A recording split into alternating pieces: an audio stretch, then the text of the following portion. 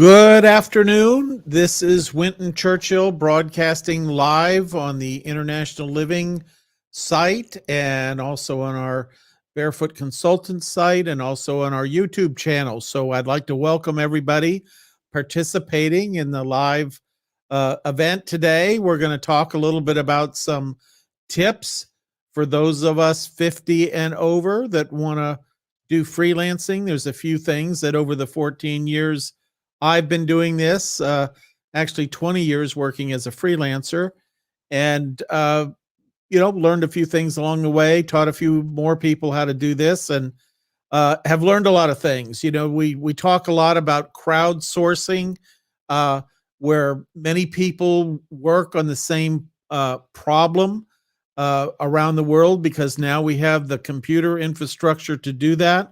The same kind of thing happens when you have thousands of people come through your programs. You see what works, what doesn't, what kind of mindset things, what sort of attitude works.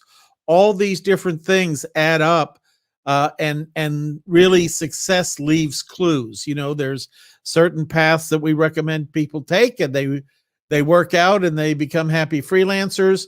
There's a lot of people now, 50 plus, thanks to the Great Resignation, who are saying, I'm going to go freelance instead of work for this company I'm working for. And many of them are wandering into this with not a clear idea about how the world of freelancing works.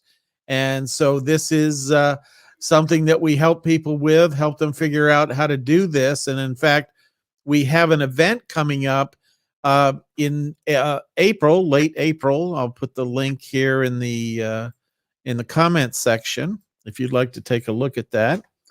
And it's a workshop where we help people kind of go through and get this stuff all put together. And they come in Friday night without a freelance presence, and they leave on Sunday night knowing how to first of all, having their profile posted on a network, a global network, a worldwide network, knowing how to acquire work from around the world, really, in this system. We've done a number of these over the years.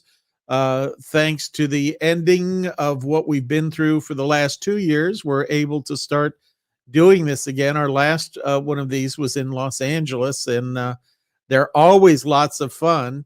And it's very exciting and very inspiring to be surrounded by people that are also pursuing the same thing that you are. There's a lot of good energy that comes out of that.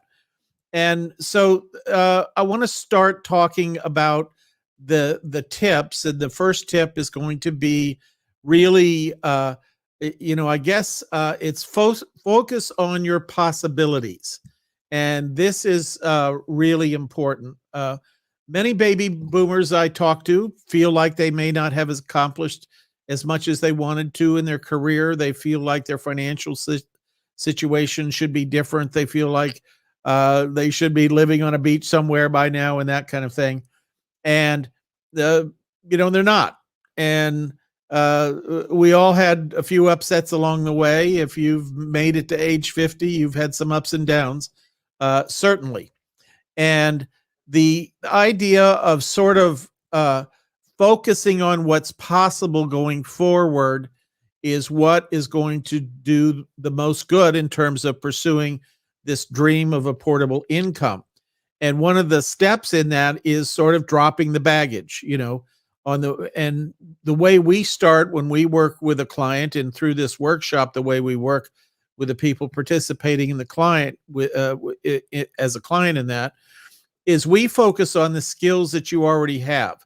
And this is where a lot of baby boomers get confused. They think that working online is something that only people that have a lot of computer expertise and that kind of thing can do.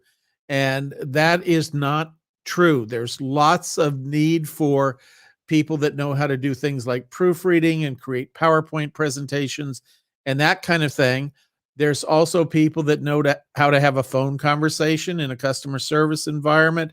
Potentially, a lot of customer service today is done by email And so understanding how to do emails, you're never really talking to the customer in that mode, but you are providing a look see at what's going on and what's coming in. I want to say hi to Laura Irwin. Thank you very much. And Kathy, thanks for the heart. I appreciate that. Appreciate all the likes. That helps us spread this message around to people on Upwork. And I see Lisa and Linda and Pablo coming in. Good to see you. Glad you're here. Good to see Pablo there. Thanks for stopping by. There's this, and a song inspired me. If you remember the song from Monty Python, "Always Look on the Bright Side of Life," just type a yes into the chat window. Looking for people that remember the song from Monty Python, "Always Look on the Bright Side of Life." And this is certainly a time to do that. And Colleen, good to see you. Yeah, very good. And Sandra, excellent. Very good. Excellent. A fun song, a fun movie. Certainly for many of us baby boomers. And thanks, Laura. Good to see you. It's very important as you begin this search, because there's this, sort of negative, critical person or entity sitting on your shoulder that says you can't do that, or you don't know enough how to do that, or you can't turn on your computer, or that kind of thing. And that's really not true. Most people that I find today that come into our programs do know how to turn on their computer, and they do know how to read and respond to email, and they do know how to order things online, and all kinds of good stuff. So, and if you look back in your career, you have industry experience, you may have had a job function. Maybe you worked in human resources, maybe you worked in manufacturing, maybe you worked in a corporate office of some kind. But within the work you did, you came in and did things. You came in and you planned out a program, or you filled out spreadsheets, created spreadsheets that have some sort of benefit to the organization. And you brought what we call a domain of knowledge, your knowledge of whatever company and industry you were in, to that, writing that email or doing that PowerPoint presentation or whatever it is. And there are just tons and tons of opportunity for people that are able to do that. And so we focus on possibilities, and that's really step one. That's what gets the wheels spinning. And particularly when, as we're going to be working in this workshop, in the pre-planning session that we do online for the workshop, we're going to be talking about all those different things that those skills come from, and helping you. I find that once we explain this concept of taking your occupation and breaking it down into its component parts, that the light bulb comes on and people get very productive with that. And that's what we're going for. We're looking for usually a list of 20 or 30 items that represent skills or domains of knowledge. And usually when we have a conversation with somebody, talk to them for 20 minutes and we come up with that list real fast. It's not just what you're doing in your career now.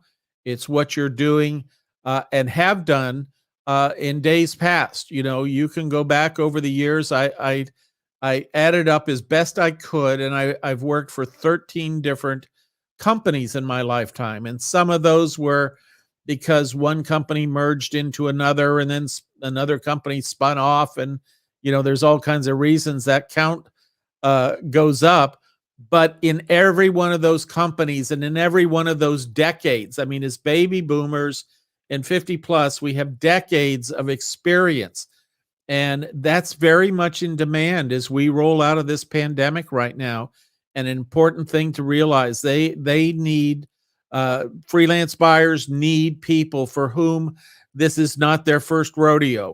We've lived through oil crisis and the Kennedy assassination early on, and uh, the 9/11 situation, and all kinds of things.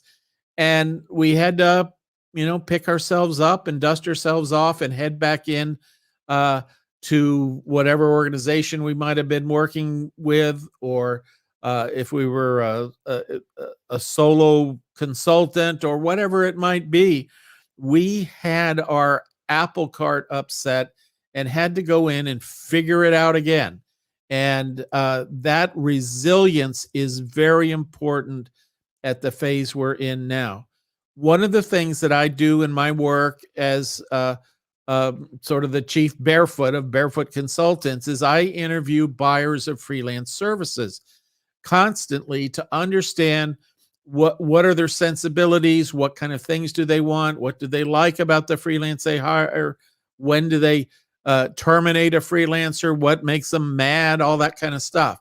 And one of the things that they say over and over to me is that their 50 plus freelancers tend to get the big picture, and that's very valuable to them.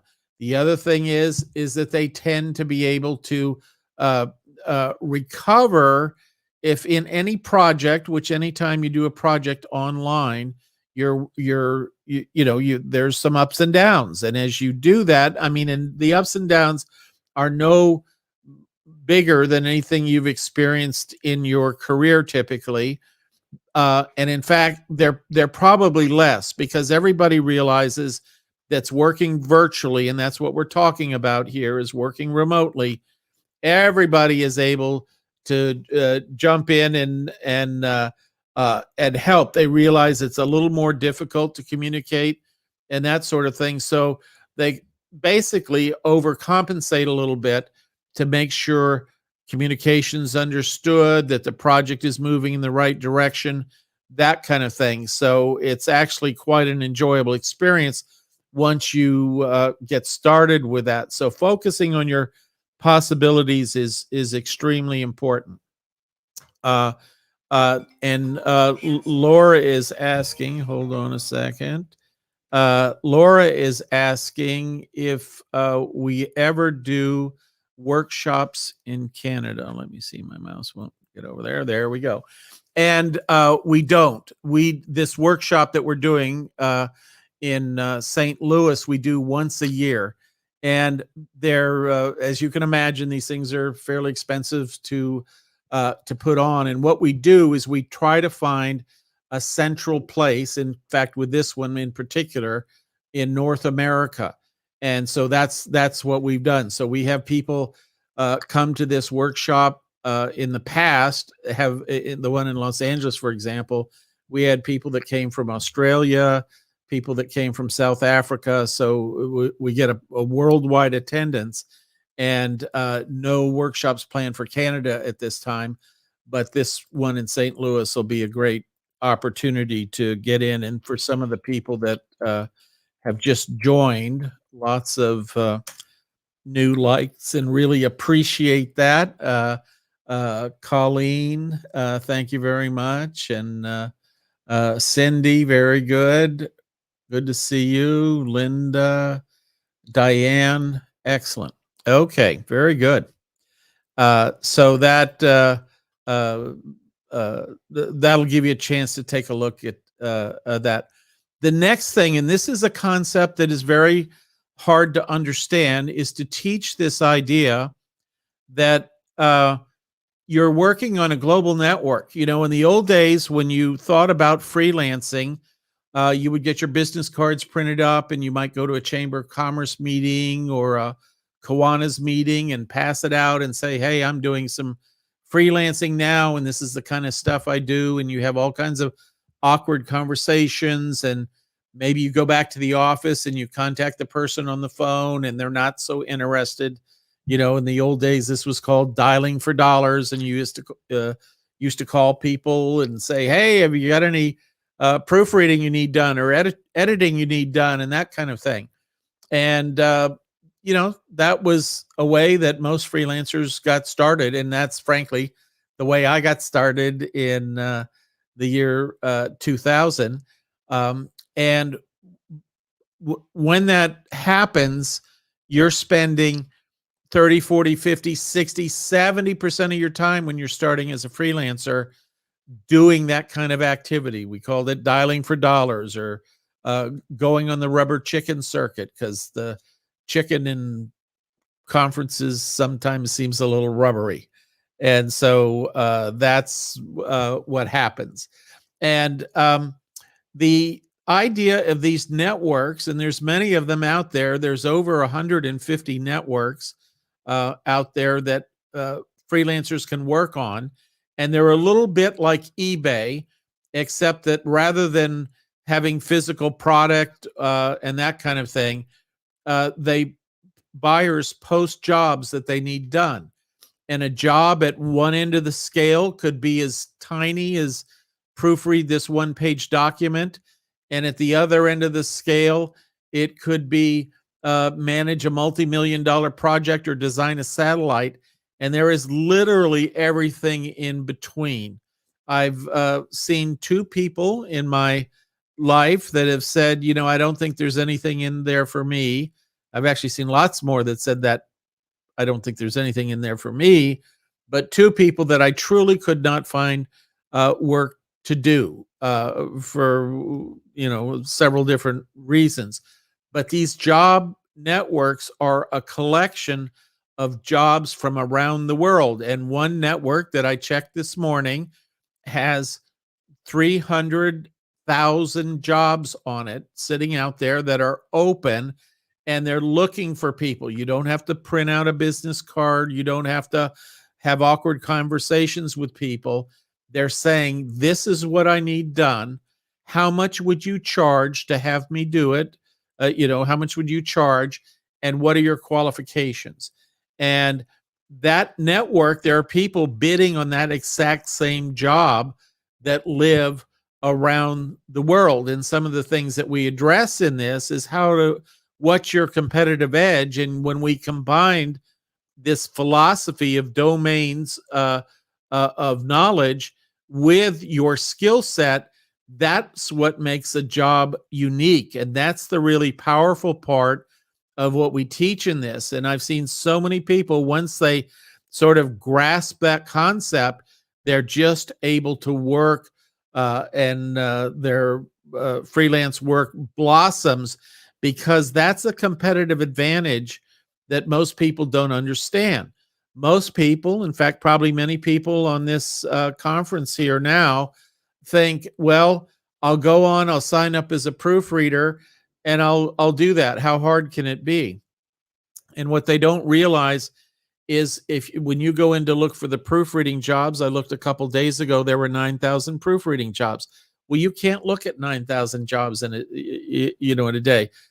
What we teach is you want to boil that down to about 12 to 20 jobs every single day that really lock into your skill set, your background, and your domains of knowledge.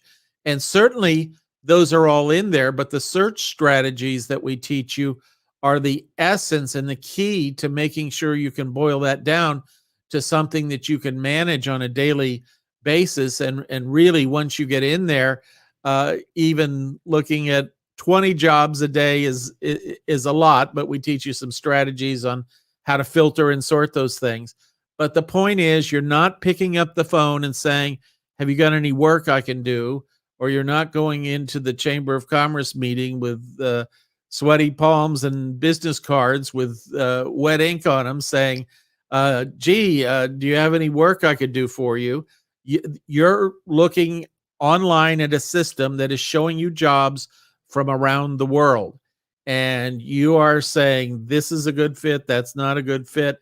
And you're sifting and sorting those to very quickly, within a matter of minutes, out of those thousands and thousands of jobs, boil those down to the ones that combine your skill set, your interest, and your domains of knowledge and your wisdom to bring you the jobs that are very best for you. And that's something you can do on a global network. And I'll give you an example of how people don't understand that at times. I can explain this when I teach workshops out in, just came from one in Las Vegas for international living. And somebody said, well, listen, I am going to live in Panama. So what do I do? How do I use this to do jobs in Panama? And I said, you can't, in Panama, if you go there, they love to have you come there and retire and invest money in a place to live and spend money in the local economy. And many countries even have sort of business programs that you can go there and start a business, but you have to come up to speed on local knowledge, local markets, pricing, demand, all those kind of things. What we're talking about is jobs from around the world that you can bid on every day, and you just turn on your computer, and it doesn't matter if you're in Panama or Costa Rica or Italy or wherever you're traveling, uh, Bali, Thailand, just all different places that you can go. And if you've got a good internet connection, you can make this thing work and start providing you with that portable income that is so valuable, especially if you move out of a country or an area where costs are higher to an area where costs are much lower. And international living proves that over and over again with all their publications and all their conferences to really show you the exact detail of how you can put that together. So you're working on a global network on your computer the day you log in from wherever you are. And once you fine tune these searches, as we teach you, you have those jobs that are just a great fit for you.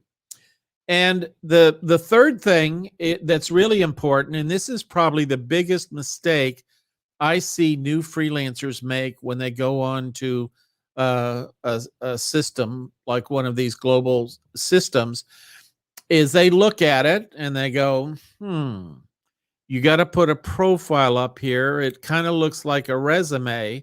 I will cut and paste my resume into this system. And that is the opposite of what you want to do.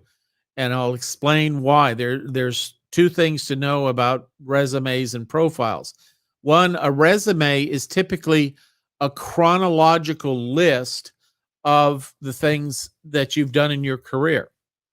And, over the years, people were very, I know when I was interviewing people at Apple, the HR person would come in and said, "Oh my God, this person had a 3-month gap in their appointment, in their employment." And I said, "Well, big deal. What's that all about?" Well, they could have been in jail. That's kind of the mindset of HR 30 some years ago. And now the mindset on these freelance networks is, I want to know what skills the person has that apply to the job that I want to do. They want to take a very narrow look at it. They don't care if you had a 3-month gap in employment. They don't care if the writing that you've done has been for your church newsletter. It's writing, and you have examples of it that you can share with them. And so these are the things that really separate a profile from a resume and are so important to do. As you can imagine, when somebody posts an assignment on one of these networks, there are a number of people, usually on the order of 10 to 20 people, that apply for that assignment. And I mean, this could be a 2-hour proofreading job or a 2-year project management job. So lots of things. Yeah, Bruce says, this is good, Bruce, that you're in Japan and have been doing this for 10 years. And the possibilities are endless. In fact, that's a little bit how I describe this. To me, a lot of what we do is we help people understand what the opportunities are and how to present them online. And it's like a portal. And there's always a little fear around, I don't know enough about computers, or, what could I possibly do online? But once we've got them for a couple days, like we do in this workshop, they come out with tremendous clarity about what the opportunities are. And once you understand that, and once you get through the portal, and we teach you how to use some of these global networks, and we teach you how to respond to job offers and assignments and that kind of thing. You, people, boomers 50 plus, their natural instincts take over, their natural skill set, their natural ability to communicate takes over, and they are off to the races because they just, you know, they get this stuff. This is stuff they've been doing all their lives, and maybe they didn't get it at the beginning, but after 20, 30, 40 years of all the training we have, all the experience we have, all the ups and downs, the recovery from untoward situations, the extending of our successes and building on our successes. These are all skills that many freelancers in a younger age group don't have. And if we hadn't been through what we've been through in the last 2 years, uh, in my mind, people 50 plus may have had less of an advantage going into this, but now it seems more because we're covering new ground. Freelance buyers want you to help them do new things. The uh, lockdowns and pandemic and everything have created a huge need to retool every business, every nonprofit, every government agency has to rewrite all their procedure manuals, all their marketing plans, all their customer engagement, because all of that has changed. This is one of the most enormous opportunities, if not the most enormous opportunity in the last 100 years uh, of any kind of rebuilding. I mean, many businesses have been devastated. A third of small businesses in the state have gone out of business, and the ones that are still in business need to come back. They need to get going again. And what they've discovered now is that a lot of businesses had the mindset that we could only do what we do with employees. And what happened is we've all had our free trial, 2-year free trial of that portable income kind of job. And a lot of people, especially people over 50, are saying, yes, this makes a lot of sense to me. And, they're saying, I don't want to put up with the office anymore. I don't want to put up that cranky boss that knows a lot less than I do about the business that we're in, or that kind of thing. And so that's the kind of thing that makes it very beneficial for 50 plus people to make this move. As I said earlier, in the Great Resignation, 90% of the people participating in the Great Resignation are 50 plus, and most people don't recognize this fact. If you watch the news, you think it's the digital nomad wannabe who's been working in the office building in Manhattan and they're 35 years old. And they say, I'm not going to do this. I'm going to go zip line in Brazil. Well, that's not really the person that's making this Great Resignation decision. It's really somebody that's 50 plus and saying, I'm not going to put up with this anymore. And so, understanding how to take your skill set and represent it to that buyer who is looking for what I would call staffing balance. They're going to have, before the pandemic, most companies and organizations had employees. After, they're going to have a mixture of full-time employees, part-time employees, and freelancers that come in, sail into the business when there's a job that demands their expertise, and then they sail out of it. One example of this is a company that does trade shows. They do two trade shows a year. and they don't have time for a full-time trade show manager, so they saddle up one of their employees and deputize them and make them one of these, the event manager, if you will. The person has had no real training in it. They don't understand how all the pieces fit together, really.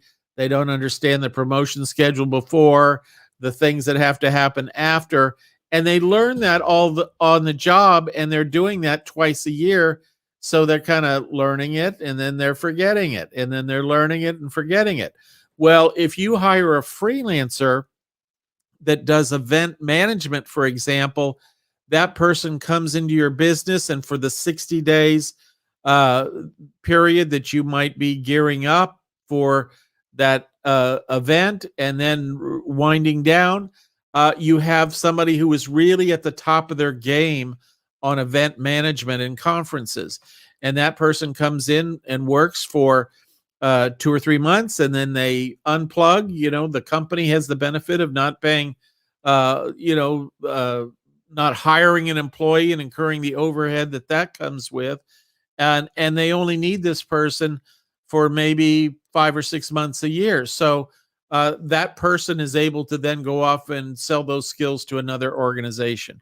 So lots of good ways to rebalance the staffing, bring more flexibility into the staffing. And this is something that we're just beginning to see as we roll out of the pandemic. So I'm happy to answer any questions anyone might have. Appreciate all the likes and the hearts. Charlene, thank you very much. Appreciate that. Rhonda. Very good. Always appreciate that. That helps carry this message out to more viewers on the various systems that we're on. So I want to thank you for stopping by. I want to thank those of you watching this in playback mode, watching the replay. On our own site, we get about 95% of the folks watch the replay, because of course now we're getting a little more active and out and away from the computer, thank God. And but we appreciate all those people that come in and ask questions, and we'll be answering those questions in the chat window on the International Living site and on our Barefoot Consultant site, and also on our YouTube channel. So fire away, even if you're watching this on the replay. And I'll be on again here on Saturday morning. So we'll be talking about yet another topic about making this whole freelancing thing work. And Saturday, we're going to talk about 3 professions that you didn't know that you could take overseas. People make a lot of assumptions about what they can and can't do, especially in the medical professions. Thank you, Karen. Good to see you. Thanks for stopping by. There's many different professions that people just assume they can't take abroad. They don't lend themselves to that kind of thing. And we're going to talk through how to look at your profession in a way that you can take it abroad. So a lot to learn from that. Thanks, everybody, for your participation and kind words, and look forward to seeing you again soon, maybe Saturday morning or certainly on the replay. And have a great rest of the day wherever you might be in the world. Thank you very much.